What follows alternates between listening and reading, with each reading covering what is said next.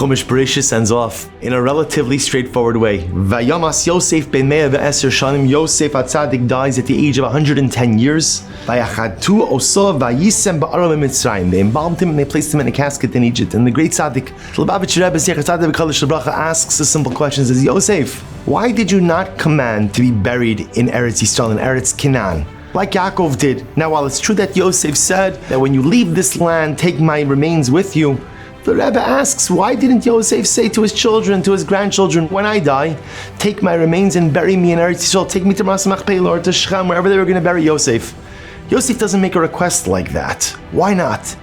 And the Rebbe says something so incredibly beautiful. He explains that in fact Yosef wanted to be buried in Eretz Yisrael, in Eretz Canaan, immediately upon his death. But Yaakov convinced him not to. Yaakov said, Yosef, I need you to remain here in Egypt. I need you to remain here with your children, with your grandchildren. There is a dark night ahead of us, a night of slavery, a night of servitude, a night of difficulties.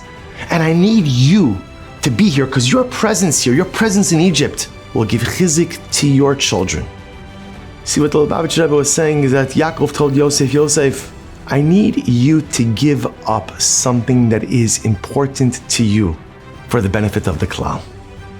Sometimes what it means to be a member of Am Yisrael is that there's something I want, there's something I desire, but I have to give that up because the act of giving it up for the greater good of the klal is the greatest accomplishment, the pinnacle of accomplishment that one could ever reach.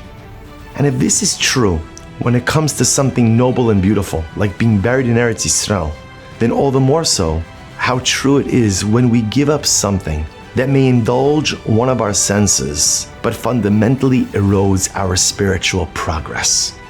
You know, when there's something I want to look at, something I desire to look at, a sense, an urge I want to indulge, and I say, you know what?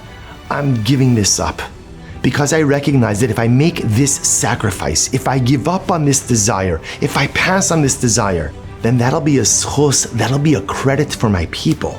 Then imagine how profound it is. Yosef was asked to give up on the dream of burial in Eretz Yisrael immediately after his death for the benefit of the klal.